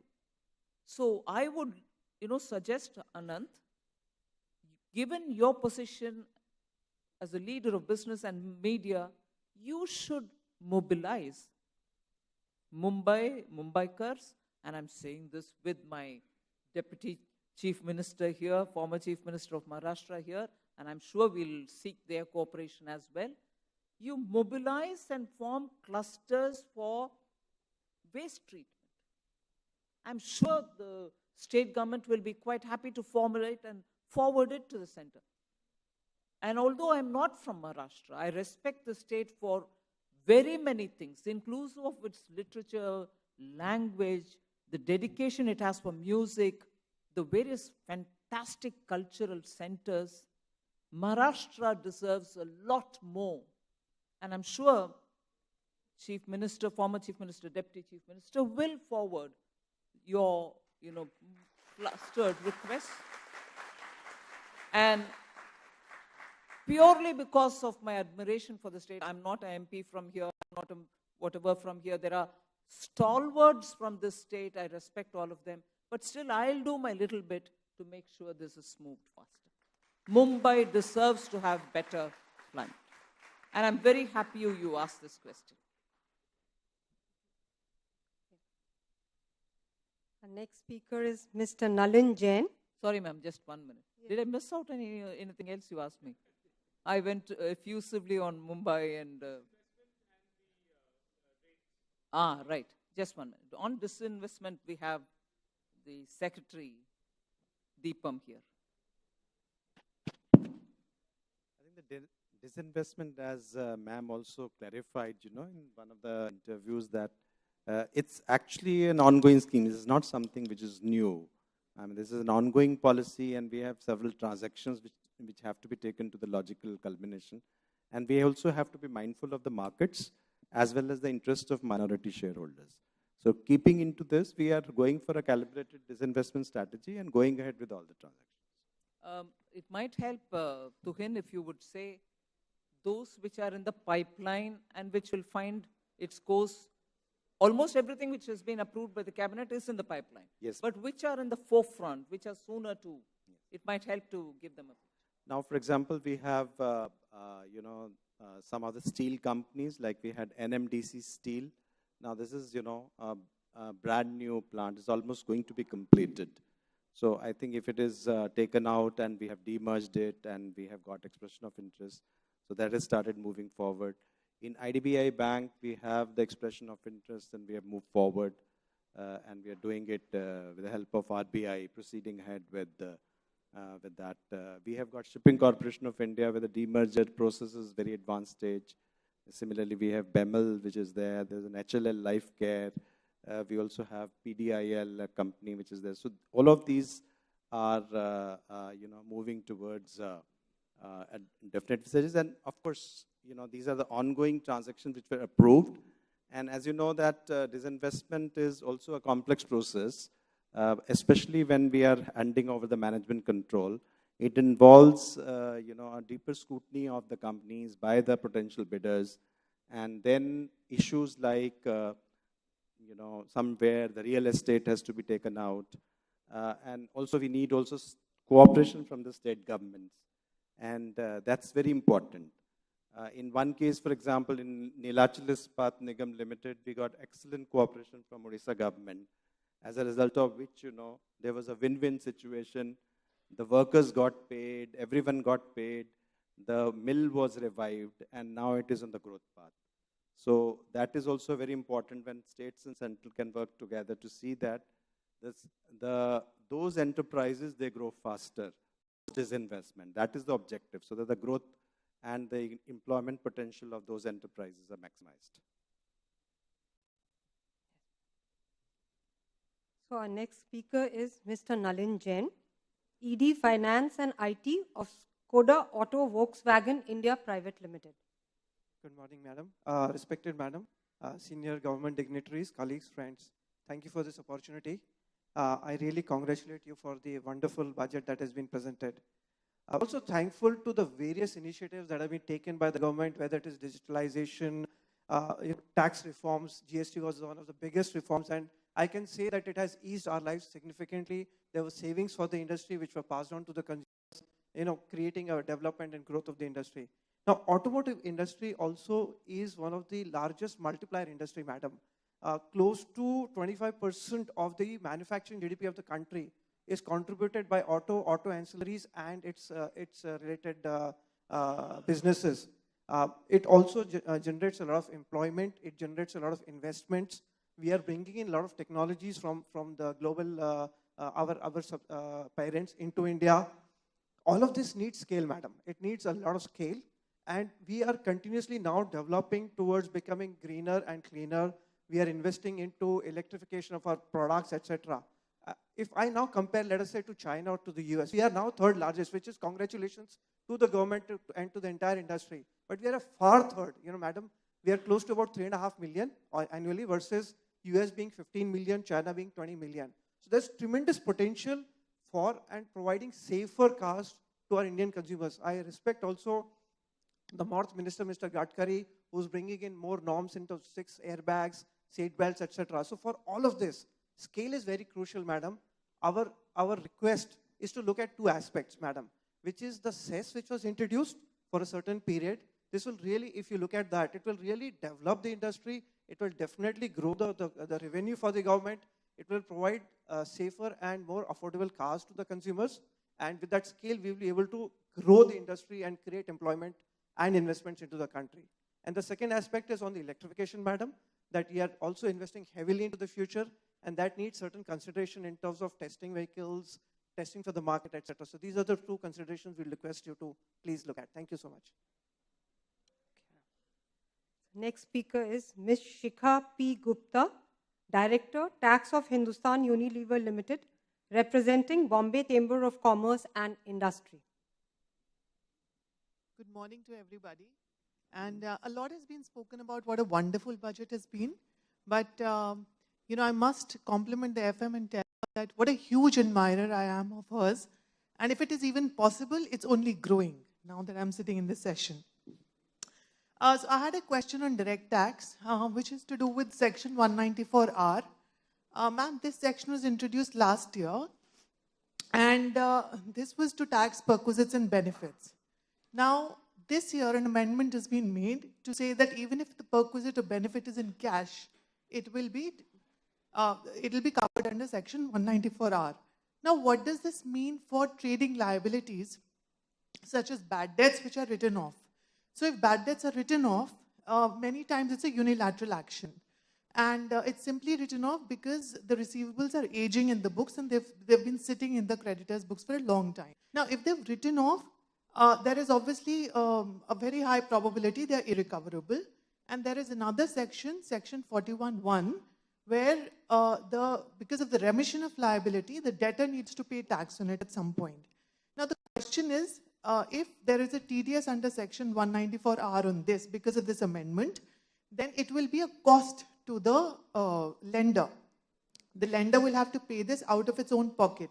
So to that extent, I think a clarification might be needed to say that bad debts are outside the purview of section 194R.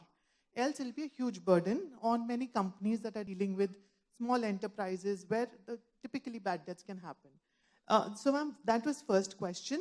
My second question is, a huge welcome change has come in terms of increasing or creating this JCIT appeal positions and also announcing that 100 such posts will be created. However, we do see that there also needs to be a requirement to put some kind of a time limit for disposal of appeals at the JCIT and CIT appeal level. We do recognize that it's a quasi-judicial function, so it may not be possible to stipulate a very strict limit, but some guidance is important to basically reduce the pendency. So with that and with immense thanks, I would leave you to answer this question. Thank you. Well, you have a valid question. I mean, this is a valid problem. This has been, it's in our knowledge. We recognize that issue and we will certainly, take action. We'll provide, some relief or some clarification because obviously, if you are yourself writing it off, I mean, how do you recover, the TDS? So there is an issue. We recognize that issue and we will take appropriate action with regard to that. Second issue is with regard to the time limits. We have purposely avoided it. I do not think, setting time limits help. Putting it in the statute only to be flouted, in case we don't provide the wherewithal. And so that's what the finance minister has done in this budget, to provide the wherewithal so that, we don't have to provide limits which our officers are then unable to adhere to. However, I mean, just to supplement that, I think one thing that we may look at is, without any statutory time limits, we could look at internal monitoring of the time taken on average and have some norms for the average time that should be taken, and then identify those who are exceeding those norms systematically, which we will try to do administratively. Next speaker is Mr. Sanyam Mehra, Chairman of All India Gem and Jewelry Domestic Council. Thank you. Hello. Thank you, ma'am, for having such an excellent budget. And I would like to thank you for doing a lot for the artisans, karigars. We have more than 60 lakhs karigars in our gem and jewelry industry. And the new youth now, which wants to come in the industry, which is going to the other industries, is again coming back to the gem and jewelry industry. I would like to talk about 3 to 4 points, mainly reduction in basic custom duty, which has been our issue since the past many years. There's a difference in 18%, which is more than 10 lakh rupees from India and international markets. The people who want to do legitimate business in our gem and jewelry trade, it becomes very difficult for them. As the other gray market, there is a difference of 4 to 5 lakh rupees at least in the market. So the people who are generally doing business legitimately, there's a lot of difficulty in doing this. There's one other gold monetization scheme. Today, we are importing more than 600 tons of gold from outside India. Under the gold monetization scheme, only 11.1 tons of gold has been able to come in the government coffers. There's more than 23,000, 24,000 tons of gold, which is there in India. So in a way of Stridhan, which is already allowed by 500 grams, some way we can get the gold monetization and the import can reduce, helping in CAD. So this is also, I think, where the gem and jewelry industry would like to help. EMI for 22 karat gold jewelry is not there. It is there for mobiles. It is there for foreign travel. But EMI for gold jewelry is not there at this moment. Credit card commission levied by banks is, we are dealing in 4 to 5% margin. When the customer, end consumer comes to buy jewelry, there is a huge commission which we have to pay to the credit card companies also. So I think this can also be looked at. There is another issue, 5% or 18% on labor. This issue we are facing last 5 years back. We were made to understand, and the entire industry is falling 5% GST on labor. But somehow there is a confusion now which is coming, and there is no clarity still when we've written many times to the finance ministry also that it is 5% or it is 18%. So there's a huge confusion between us and the authorities. Also, the NRIs coming in, when they are going and flocking and buying jewelry from maybe the other countries, when they come to India, they buy jewelry, which is with the handicraft industry, and generally our jewelry is bought from other countries. So when they come to India, if they can get a provision of getting a GST refund from the airport, where they can buy the jewelry from India and then they can take the refund at the airport, I think the buying can increase from the domestic retailers also. So these are my points. Thank you again. Next speaker is Ms. Anjali Bansal, founder of Avana Capital, representing Bombay Chamber of Commerce and Industry.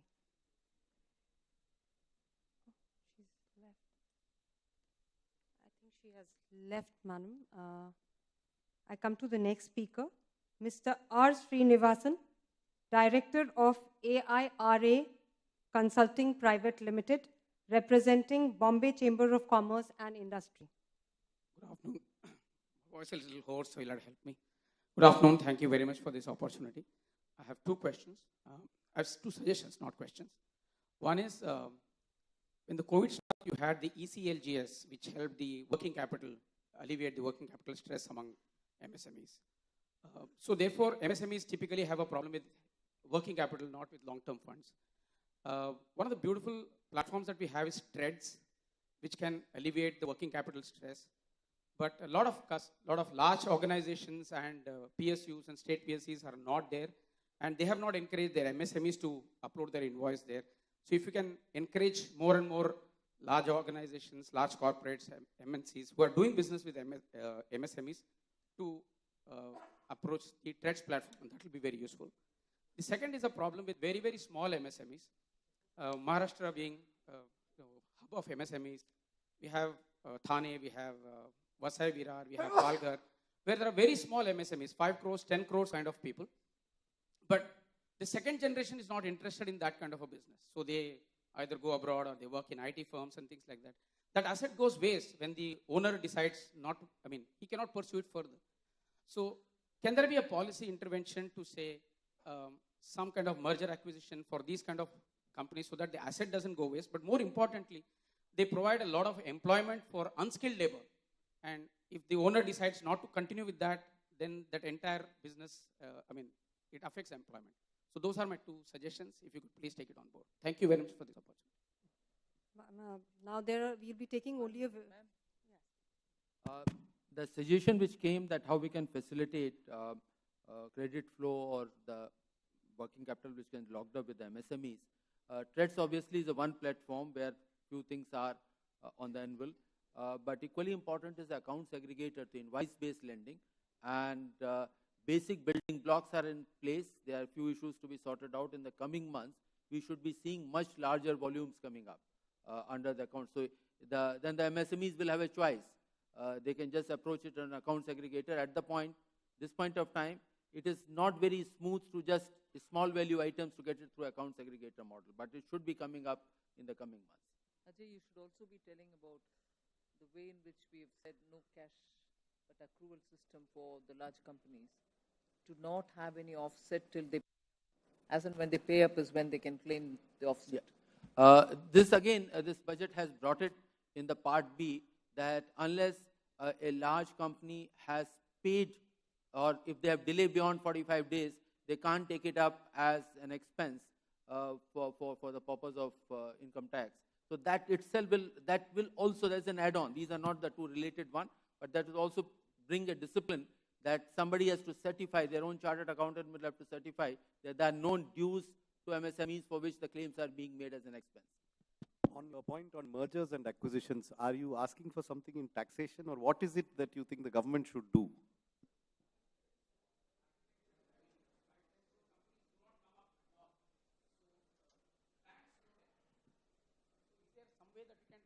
So it is not a tax issue? It is not a tax issue, sir. Okay, you're saying, is there some, but what do you think the government can do? These are private parties, need to be taken over by another private party. The government has difficulty even doing its own work. Now, this you want us to... No. I only want to raise this point. So if there is some way that we can sit down and think, because otherwise that asset goes waste and the employment gets affected. Understood. Thank you. Thank you. No, I think it is it's a fair point that you're raising. But all of us can come up with our own solutions to it. Absolutely. Eventually, it's a question of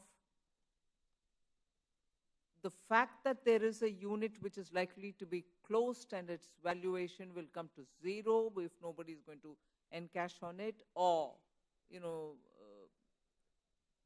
replace the promoter with somebody else. There should be a marketplace for it. Precisely. We should create a base where people who are interested in a particular sector, small unit, can find that it is available. I would think that's the immediate requirement, so that there is a legitimate marketplace created so that people can go and find and then start negotiating with the concerned party. Precisely, that's the kind of thing. Right. Ma'am, if you permit, on the gems and jewelry, there were some comments and some questions asked. Three things I would like to submit over here. The first thing is that, we do not find, we did a study, the GST, CBIC, they did a study spanning a period of over about 15 years or so.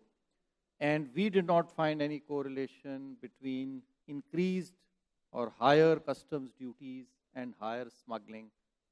So there is no correlation, that we have. And so while duties have been increased, we don't think, that is going to actually increase smuggling. So this is point number one. Point number two is on GST. Some clarification is needed on the making charges. We will provide that. That's not actually a budget thing.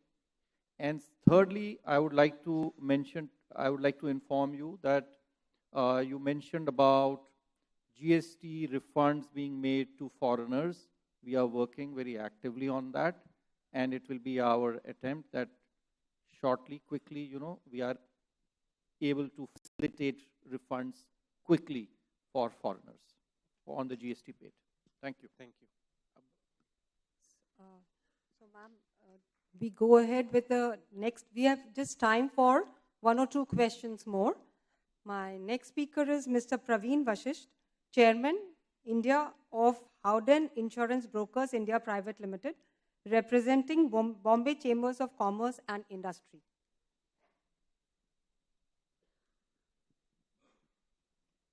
Thank you for the opportunity, ma'am.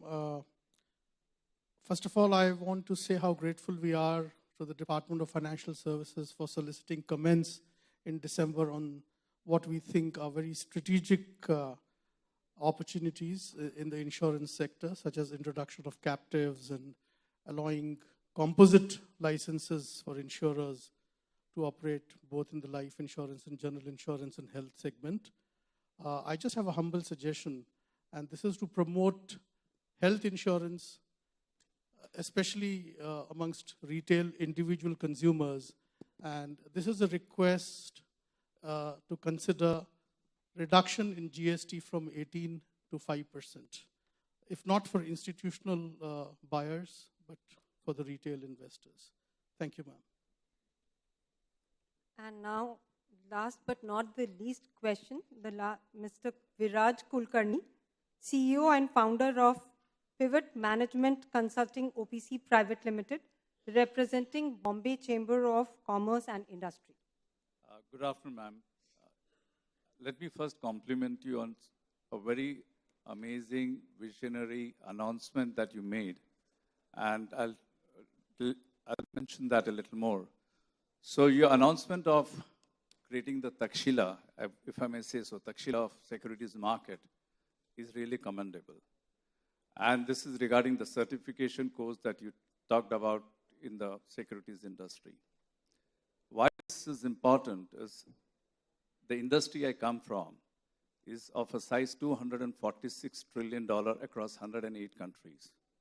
And this industry does not have a certificate course. And I've been discussing with some of the global bodies how to do it. And that's why this announcement, this visionary statement that you made is really going to help us to build skill, cut cost, and probably become what we did with the IT industry. I think that's a compliment, and if we can develop this, this can be really great for the industry. The second one I have is with regard to the foreign portfolio investors. In the last 1 year, we have seen the highest number of FPIs coming into the country. Besides, T+1 has made us a global leader. There are a lot of such positive stories about our country.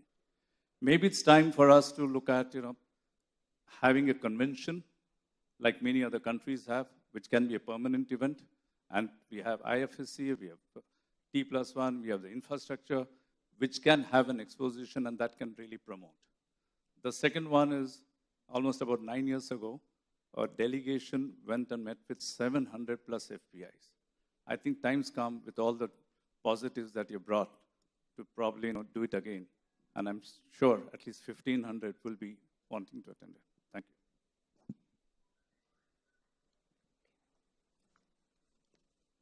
With that, we come to the last question. And now I thank the Honorable Finance Minister, the respected dignitaries on the dais, and the invitees. Ma'am, I would like the Deputy Chief Minister of Maharashtra to say a few words.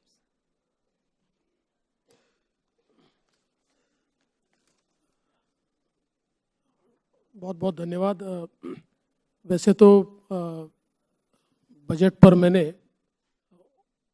Budget के दिन ही शाम को 1 घंटे का भाषण दिया और मुंबई ने उसको सुना भी है, लेकिन since all the stakeholders are here from the different industries, I would also like to compliment on behalf of state government, क्योंकि जिस प्रकार से मुझे ऐसा लगता है कि स्टेट गवर्नमेंट्स को साथ में लेकर अभी केंद्र सरकार काम कर रही है, वो बहुत महत्वपूर्ण है।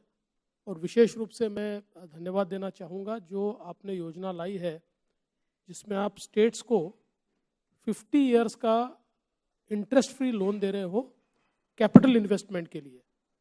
और मुझे ऐसा लगता है कि वो बहुत बड़ा इंसेंटिव है कि जिसमें हम लोग हमारी जो कैपेक्स रिक्वायरमेंट है उसको भी कर सकते हैं, और उसमें आपने जो टाइम लिमिट रखी हुई है जिसके कारण हम लोग बिल्कुल स्टिपुलेटेड टाइम में उसको खर्चा कर रहे हैं। तो मुझे ऐसा लगता है कि इससे बहुत बड़े पैमाने पर जो हमारा कैपिटल निवेश है वो भी बढ़ रहा है। और उसके साथ साथ मुझे ऐसा लगता है कि अलग अलग योजनाएं जो तैयार की गई है विशेष रूप से राज्यों के लिए, मैं ऐसा मानता हूँ कि अब राज्यों को वो किस पार्टी का राज्य है इसकी ओर न देखते हुए जो परफॉर्म कर सकता है उसके लिए योजना तैयार हुई है। और इसलिए हमारा तो प्रयास यही होगा, आप सुबह भी मेरी बजट की बैठक हुई तो मैंने मेरे अधिकारियों को यही कहा कि अब इतनी अलग अलग योजनाएं केंद्र सरकार ने घोषित की है, सबसे पहले अपने प्रपोजल्स उसमें दीजिए ताकि ज़्यादा से ज़्यादा हमारे प्रपोजल्स मंजूर होकर आए और महाराष्ट्र को ज़्यादा से ज़्यादा बेनिफिट ये उसके माध्यम से मिले। और मुझे लगता है कैपिटल इन्वेस्टमेंट 10 लाख करोड़, ये शायद 2-4 साल पहले हमने कभी सोचा ही नहीं था कि हम we would be able to achieve this. और ये दिखाई पड़ रहा है ज़मीन पर। और इस साल मुझे लगता है कि केंद्र के साथ साथ राज्यों को भी बहुत मेहनत करनी पड़ेगी, क्योंकि आप पैसा तो दोगे लेकिन अगर हम खर्चा नहीं कर पाए तो मुझे ऐसा लगता है कि that will go waste. So I would like to assure you on the behalf of government of Maharashtra that we are absolutely ready, we are very keen, and जो प्राइम मिनिस्टर साहब का विजन है और आपका vision है, उस vision के साथ महाराष्ट्र बिल्कुल तेजी से आगे बढ़ेगा। Thank you.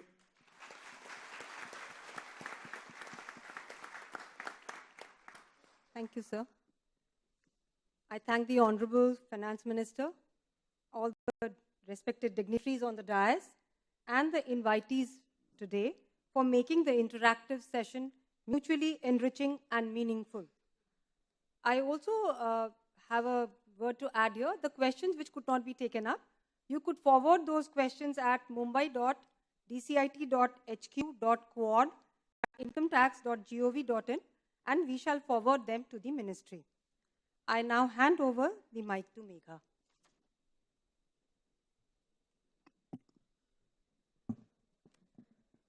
I thank the Honorable Finance Minister, Srimati Nirmala Sitharaman, Honorable Minister of State Finance, Shri Pankaj Chaudhary, Honorable Minister of State Finance, Dr. Bhagwat Kishan Rao Karad, Honorable Deputy CM of Maharashtra, Shri Devendra Fadnavis, the dignitaries on the dais, Member of Legislative Assembly, Shri Mangal Prabhat Lodha, and all the distinguished invitees for a very fruitful, productive, and engaging session. With this session now draws to a close. I would request everyone to kindly rise for the national anthem.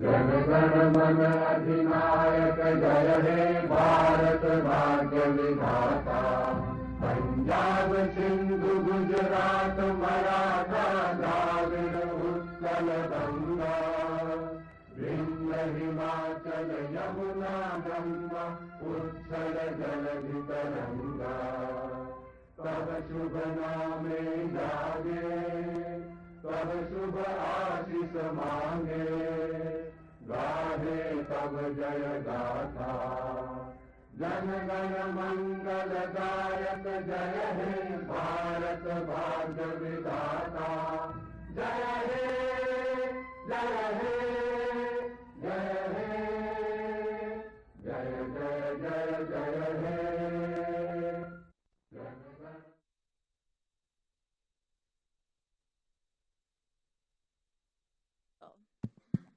I request everyone to remain at their places till the Honorable FM leaves for the press conference. Thank you.